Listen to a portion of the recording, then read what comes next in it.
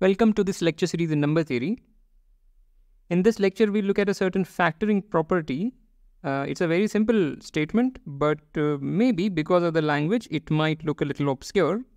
And it is an important enough fact, so I would be spending a lot of time on it. In the sense that this lecture is probably going to be a fairly long lecture. Maybe let's say half an hour or something, we'll see. So far what we've seen is, this module, as we said, is dedicated to understanding the notion of inverses modulo a given natural number.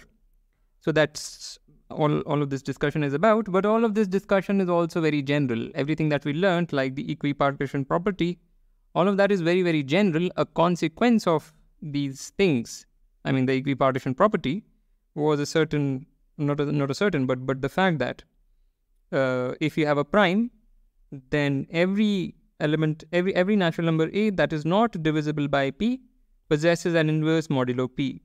So just a consequence of the equipartition property was this, right? And before we proved the equipartition property, we developed an arithmetic on Z mod nz. Recall what is Z mod nz.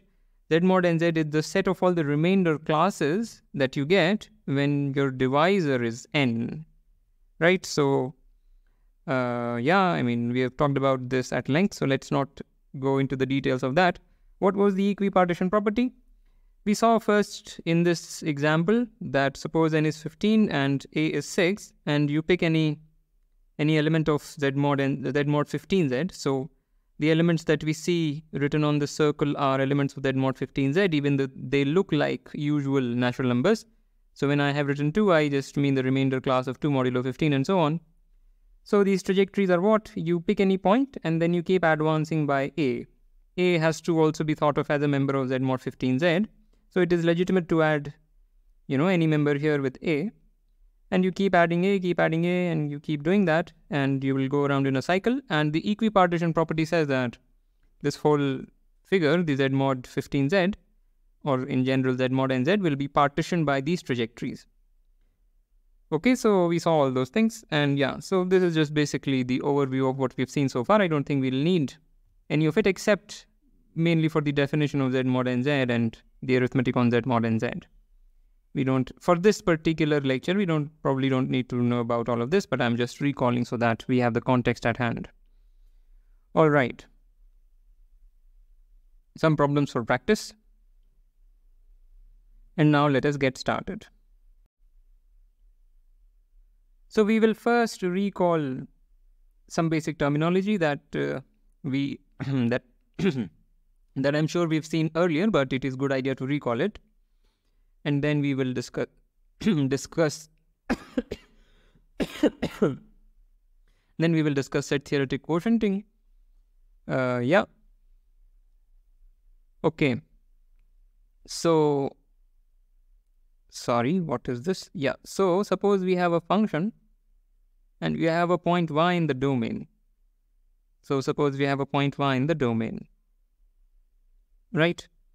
We are simultaneously thinking of the function in this pictorial fashion as well as in this formal fashion. Okay, so then the fiber above this point y is defined as, the notation is f inverse little y, and it is the collection of all the points in X which map to Y. Right, that's the definition.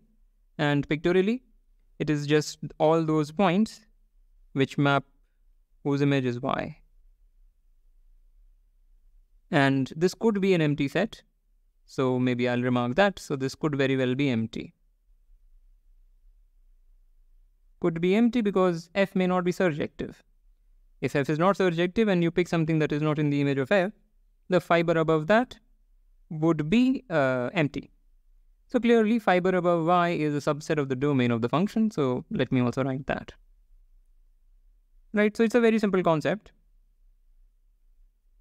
Note that the set of all the non-empty fibers partition the domain. So as you vary over the points of the target and collect the fibers corresponding to those points, collect only those fibers which are non-empty, because why worry about the empty set? So we'll see that the entire domain will be partitioned by fibers. That is clear because, first of all, two distinct fibers have to be disjoint, right? If we have two distinct fibers, suppose this is a fiber above a point y prime, and that is the fiber above y. If they had intersected, then the image of any point in the intersection would be what? Since you pick a point in the... Okay, so let me say that again. Suppose this is another fiber and they are intersecting. Now, if you pick a point inside the intersection, this point is in the fiber of y, so the image of this point is y. But this point is also in the fiber of, let's say, y prime, so the image of that point is also y prime. But a single point can have only one image under a function, so y must be equal to y prime, in which case, therefore, the two fibers must be the same. So if you have two different fibers, either they intersect or they are equal.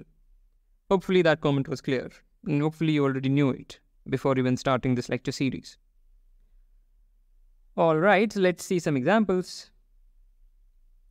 So suppose we have this function f defined by this equation, fx equals x squared for all x.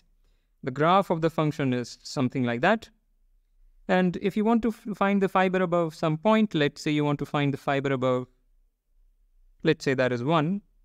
You want to find the fiber above 1, you draw the horizontal line corresponding to 1, and wherever the graph intersects this horizontal line, the corresponding points on the x-axis are precisely the fibers of f above 1. It's a very simple thing, just use the definition, because what are we trying to see? We are just trying to record what are the points in the domain, namely the x-axis, that map to 1, and those are precisely these 2 points. So this is one way to look at fibers in this special situation where you have functions from reals to reals. Not all the time one can visualize fibers so simply, but the situation is not so bad in general. I mean, still it helps to think in this abstract picture, but sometimes one can draw a very concrete picture. So suppose this is my function. It takes R2. What is R2? R2 is just R cross R, the Cartesian product of R with R. It is nothing but the Euclidean plane. I'm sure you've seen this in high school, if not before. Okay. So what is this map pi? Pi is the projection map. So how is it defined? Pi takes x comma y to x. That's how it is defined. So it takes a point and just kind of projects it down to the x-axis, and that's how the function behaves. So what are the fibers of this map pi? Suppose you have a point here on the, on the real line. What are the maps? What are the points in R2 that map to it? So those are precisely the points that are on this vertical line. So the fiber above this pink point is this thing that I just drew. And similarly, all the fibers will be these vertical things, and they actually look like fibers now. Here the fibers don't look like fibers, but in this picture, the fibers actually look like fibers, and it is a very common way to depict fibers. People draw this as x, that is y, this is your function f, and fibers are typically depicted like that. This is maybe for this reason that the terminology is probably motivated by functions of this sort. Anyway, so these are some general set theoretic things. I'm pretty sure you knew these things, but anyway. So now let's take an overview of what we call, or what I call, set theoretic quotienting before we formally state things. So suppose we have a map from a set x to set y,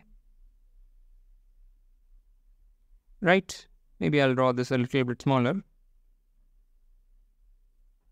right? And now let's draw the fibers of this map in a suggestive fashion. So as we saw, fibers partition the domain. So we may, non-empty fibers partition the domain. So we may draw a picture to suggest that. Suppose these are your fibers. What do I mean? I mean these things are fibers, the whole thing. I don't mean that these things are fibers, so that can get confusing. So let me shade it. So this whole shaded part is a fiber, and then this whole shaded thing is a fiber, is a fiber. and so on and so on.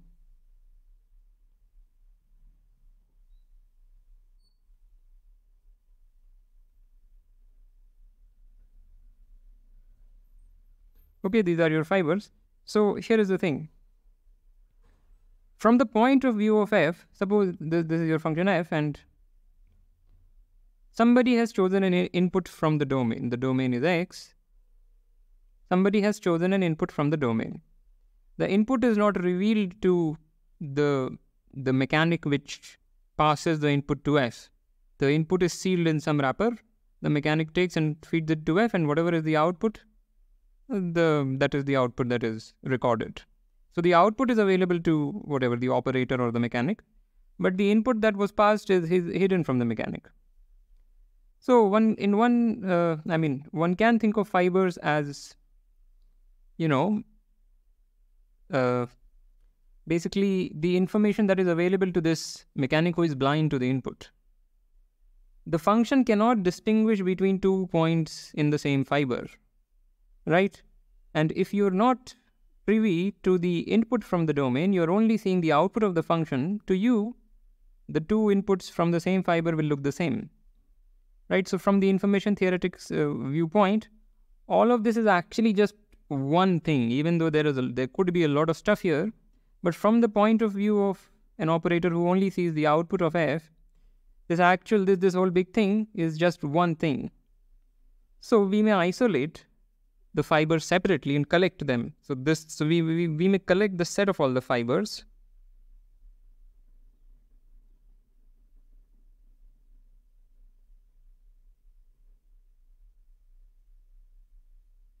Let me just count. 1, 2, 3, 4, 5, 6, 7, 8. 1, 2, 3, 4, 5, 6, 7, 8. Oops. 1, 2, 3, 4, 5, 6, 7, 8. Yeah, okay. So what we are doing is we are forming the set of all the fibers. So this is a set, each of whose elements are the non-empty fibers of the function f. So in this set, each fiber is actually just one element. Here every fiber contains elements, but in this set, the elements are fibers. So whatever was the information available to this function, or whatever was the behavior of this function, in some sense, that behavior is just regulated by this set. What do I mean? So define this map, call this map pi, and what does pi do? Pi takes an element little x and outputs the fiber in which x lies, which is nothing but f inverse of f of x, but that looks trippy. So the message is really the fiber in which x lies. So if you have a point x here, it will output this whole thing, right? So this function is not able to distinguish between 2 points in the same fiber, but it will definitely distinguish between 2 points in different fibers. Trivially so. That's how this function is defined. And now define a function from the collection of fibers to the set y. What is this function? We will denote it as f bar. And what does this function do? It takes a point, takes a point in this set, which is a fiber of f, and output what f would have outputted on any point of the fiber. So the output of let me write fib x to mean the fiber in which x lies. So it outputs, it consumes fib x and outputs f of x. Note that this is well defined. Why is there even an issue of well definedness? Well, the fiber of x, when we say the fiber of x, it depends on the choice of x. And this is the input, but we are reporting the output based on the choice of a representative. But even if you suppose had fib x as fib of x prime, since then x and x prime are in the same fiber, by virtue of this inequality, x and x prime would be in the same fiber, and therefore by definition f would take the same value on x and x prime. So one person may have outputted fx, the other person may have outputted f of x prime, but we just saw that f of x is same as f of x prime, so this map is well defined. Okay, I'm saying some very trivial things, but I'm spelling them out. Right, so this function f can be broken down in two parts. One is the natural, this one we call the natural projection map, and the map f bar. Right, so this is kind of a quotienting property. We have factored the map out into two parts. One is kind of the natural part, the other is whatever it is. Right, so and one should be able to see that this diagram commutes in the sense that either you directly apply f and you get an output, or you take this two-way route, you'll get the same output. This should be clear, right? I hope it should be clear at this point, but what we are going to do is we will do all the details and we'll also do a slightly general version of it. Okay. All right. So let's maybe discuss some more basic terminology and then state a basic version of set-theoretic quotienting, which we just saw the philosophy of. So fix a function from a set x to y, from a set x to a set y, and the fiber relation on the domain induced by the function f, and we denote this relation by the symbol tilde and we make a subscript f. This is not standard, I just made this notation for my own sake. So the fiber relation denoted by this is defined as follows. It's nothing but we write x related to x prime under the fiber relation if and only if fx equals f of x prime. So if 2 points in the eyes of f, if the 2 points are same, you say they are related, otherwise you say they are not related. Okay? And clearly the fiber relation is an equivalence relation, so this is an exercise. Further, the equivalence classes are nothing but the non-empty fibers of f. This is also an exercise. So everything that we discussed about fibers can be could have been seen in this light of relations. Again, everything is absolutely trivial, so I don't want to spend too much time on it. And now let's state formally what we just discussed somewhat informally. So fix a function and tilde f be the fiber relation on the domain, and define this function f bar from x mod tilde f. So what is x mod tilde f? X mod tilde f is, well, the set of all the equivalence classes under the fiber relation, or in other words, the set of all the non-empty fibers of the function f.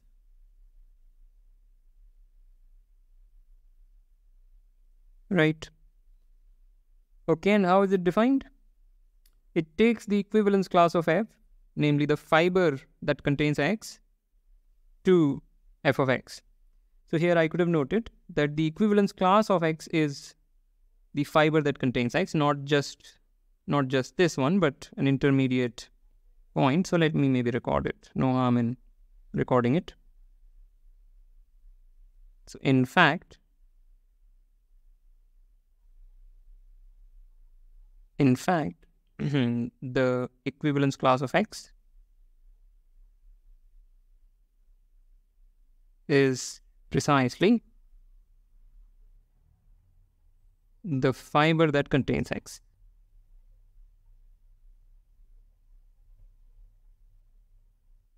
Right. So again, this is also an exercise. It's a trivial statement.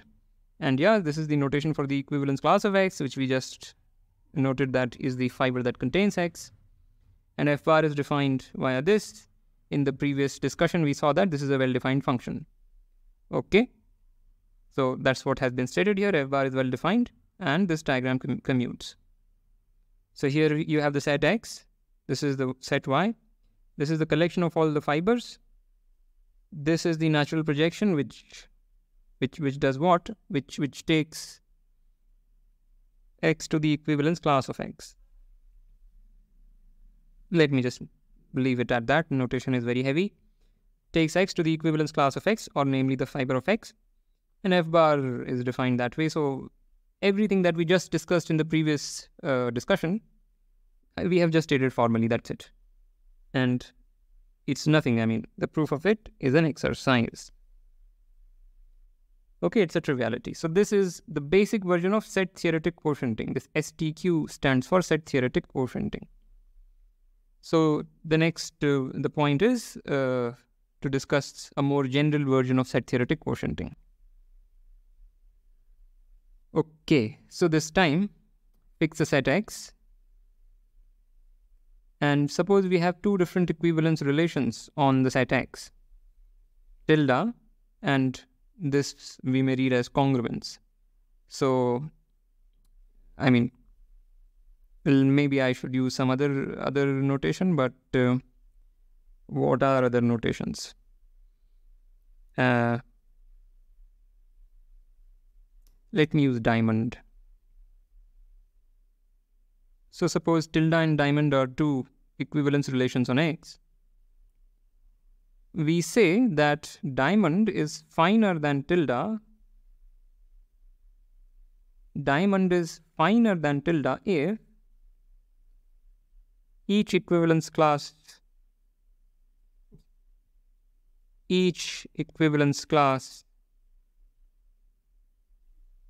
of diamond is contained in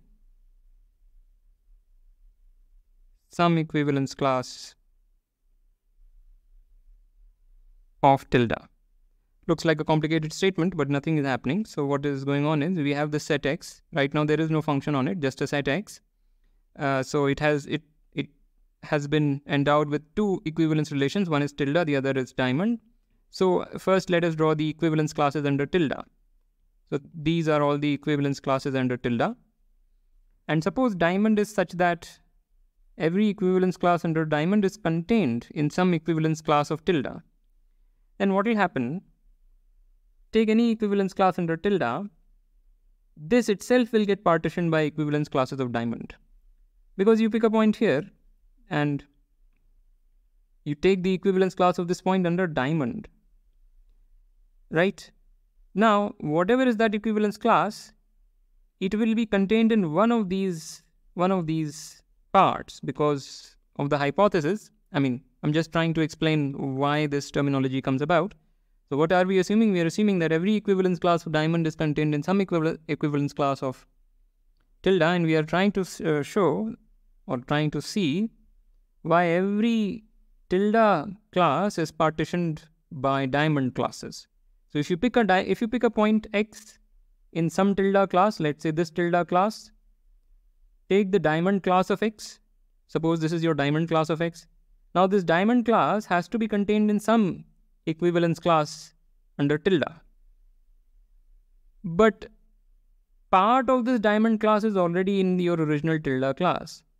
So it has to be contained in this tilde class. It cannot be shared by two different tilde classes. So if you pick a point if you pick a point in any tilde class, the diamond class of that point will be contained in the tilde class. You can do this for every point in the tilde class, and since two different diamond classes don't intersect, the diamond classes will partition the tilde class. So I hope that is clear, and that's why if you draw the equivalence classes of diamond, they will look something like this.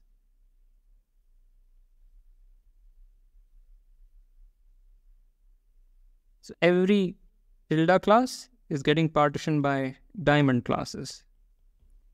So that's why it's sort of finer than the tilde relation, because it is giving you more information about a point, whatever that means. It is doing a finer job of partitioning the set X. Okay. There is a much simpler way to define the same thing. So I don't know if I have mentioned it here. Let's see what are my notes. So suppose we have two equivalence relation, tilde and diamond, on a set X, and assume diamond is finer than tilde. Yeah, so then I say that there is a natural map from the diamond classes, from the set of all the diamond classes to the set of all the tilde classes. Can you think of such a map? Well, just look at this picture. If you pick a diamond class, is there some natural tilde class in which we can map it to?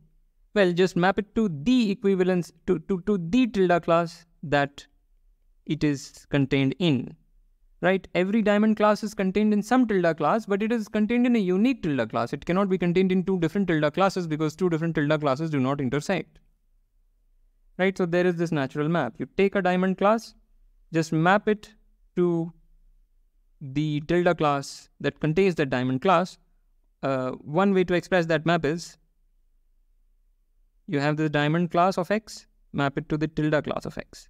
This is a well-defined map. So yeah, so show that this is a well-defined map. And yeah, so that's that. And another thing I want to note,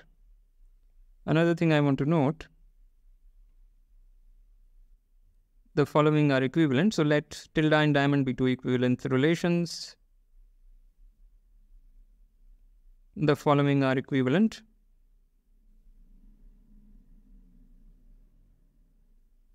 One is that diamond is finer. And the second is that X diamond X prime implies X tilde X prime for all points in the set X. So what is this trying to say? It says that whenever you find that X and X prime are diamond related, they will necessarily be tilde related. So this is equivalent to that, and this is an exercise.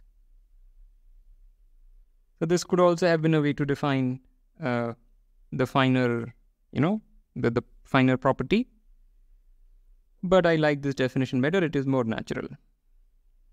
So I hope this is clear. And here is a lemma. Suppose we have a function and diamond is a relation on X. Assume that it is finer than the fiber relation. So assume diamond is finer than the fiber relation. Okay. Define this map F bar from set of all the diamond classes to the set Y, which takes a diamond class and maps. Suppose it takes the diamond class of X, it just maps it to F of X. This is a well-defined map. And the following diagram commutes.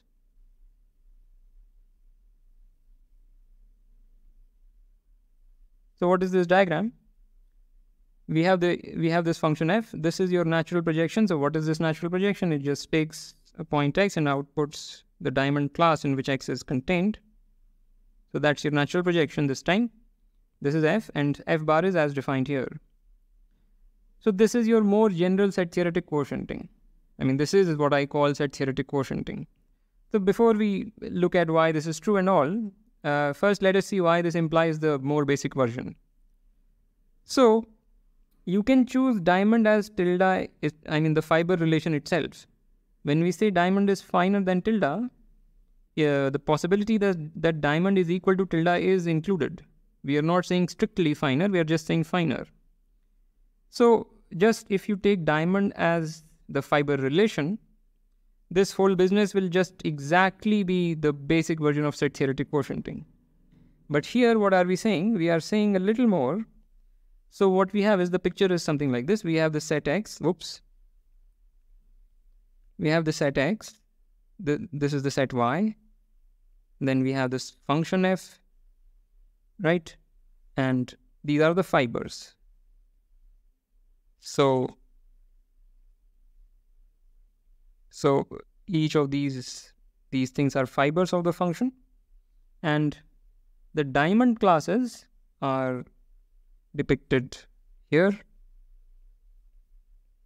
Each of these things is a diamond class, right? Our hypothesis was diamond is finer than the fiber relation, so diamond classes will partition the fibers. Now, the function F doesn't distinguish between 2 points in the same fiber. So whatever is the operator here, he's blind to, suppose he just sees the output of F, he's blind to the difference between 2 points in the same fiber.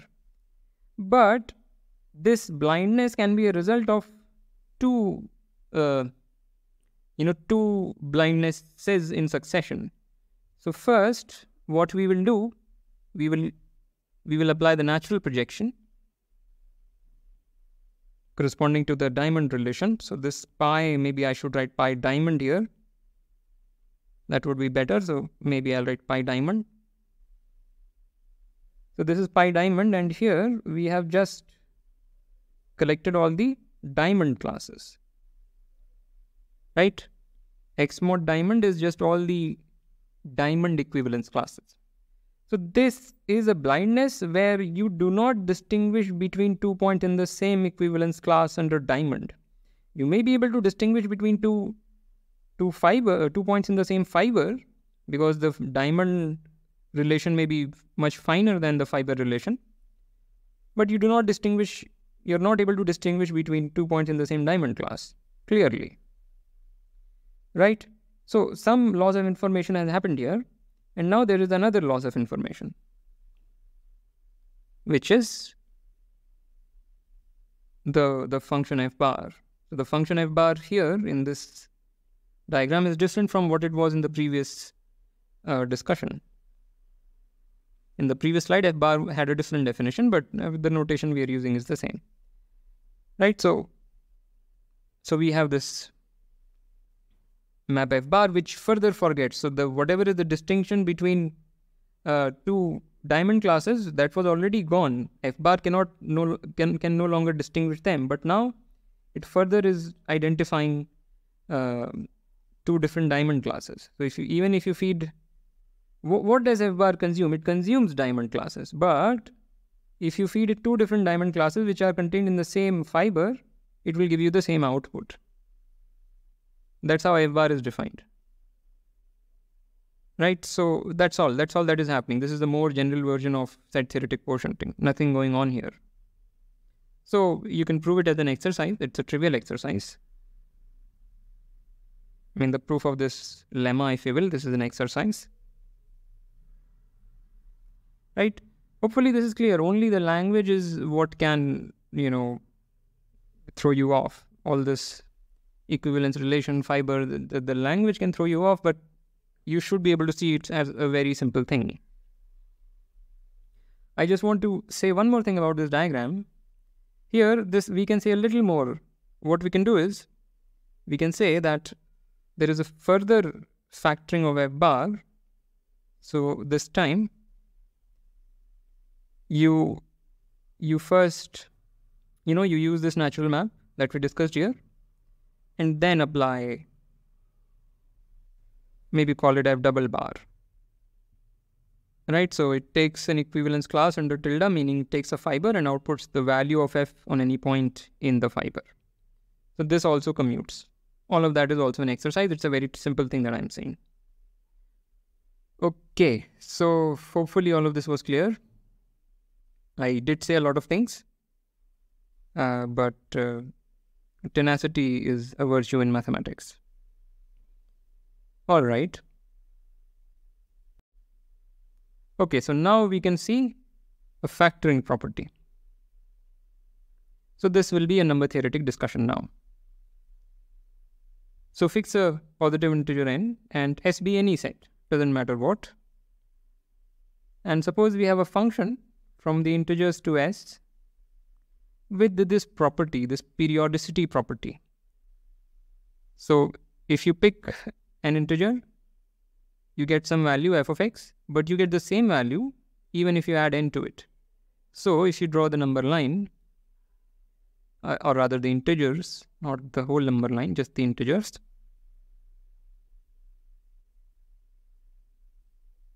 Right, so all we are saying is f takes some value here, some here, some here. But whatever it takes on n is the same it took here. Whatever it takes here is the same it took here, and so on. So basically, the novelty in the function is in the first n, or starting with 0 up to n minus 1. Once you know the behavior of the function on this part, you know what the function does everywhere else. Right? Everywhere else meaning here and there. So what are we saying? We are just capturing the same thing in a slightly different language. So we are saying that there is a unique map f bar from z mod n z to the set S such that this diagram commutes. So you have this function f with this funny property or periodicity property. This is your natural projection, which takes an integer x and maps it to the remainder class modulo n. And f bar is what map? F bar is a unique map such that this diagram commutes, but we can explicitly write down that map. We will do that. Okay, fine. So why is this true? It's a triviality. It is just what we discussed. It's about the set theoretic quotienting. So we have the congruence relation. So we claim that the congruence modulo n relation on Z is finer than the fiber relation on Z. Why is that? Well, if x is congruent to y modulo n for some integers x and y, then y equals x plus nk for some k. And now just use periodicity. So f of y is f of x plus nk, which is f of x because you just keep applying the periodicity property over and over. You can write k as k minus 1 plus 1. So I've just written nk as that sum. Applying periodicity, we can drop a plus n. What have I written? This is garbage. Sorry. What I meant was n minus 1 times k plus k. That's also not what I meant. I just want to take an n out, so it was actually correct. So k minus 1 times n plus n. Yeah, that's kn. That's what I wanted to say. So this is by periodicity equal to that. Right? This is your whatever number. Whatever is the output here, same will be the output there. That's what the hypothesis says. So f of that thing is this. And you can keep applying this over and over. Inductively, you get f of x.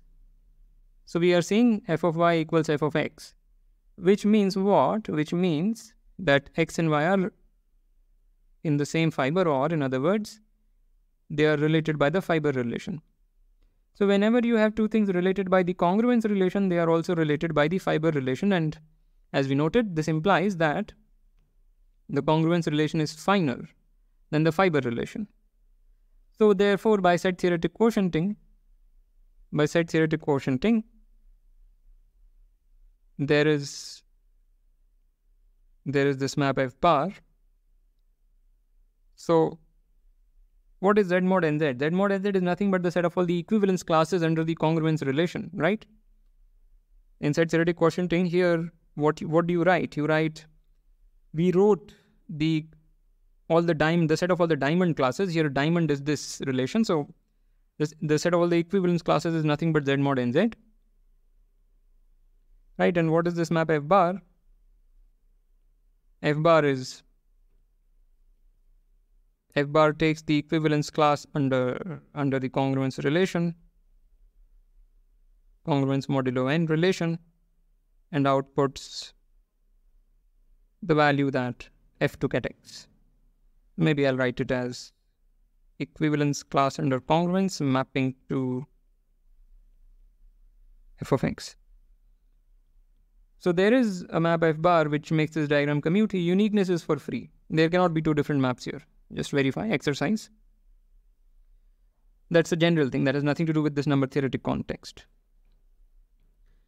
Okay, so we see this. Basically what's going on is, since you have periodicity, the value at 0 is same as the value at n, same as the value at 2n, and so on. This whole integral line can be folded into a circle, right? 0 is kind of same as n in the eyes of f, which is same as 2n in the eyes of f. So you can kind of fold this whole thing in a circle. You're really going around in a circle, and Z mod nz can be thought of as a circular thing, just a discrete circle of points. So that is kind of the geometric way of looking at it, even though that is not a formal thing. Yeah, So that's that. And one remark. So there is a natural map from Z mod NZ to Z mod DZ if D divides N. Right? If D divides N, then the congruence relation modulo N is finer than the congruence relation modulo D. In fact, that's exactly when it is finer. Anyway, so if D divides N, there is a natural map of this sort. Right? So yeah, I mean, this is also something that you should think about. So this is the factoring property that I wanted to discuss, that if you have a periodic function, it induces a function on the congruence classes naturally. And the information that was here is just transferred here. Think about this. The best way to understand all of this is thinking about it over and over. Everything here is very, very simple. It's just the formulas may be throwing you off, if at all. Okay, so with that, I want to end this lecture. As usual, like, comment, share, subscribe, and I will see you next time.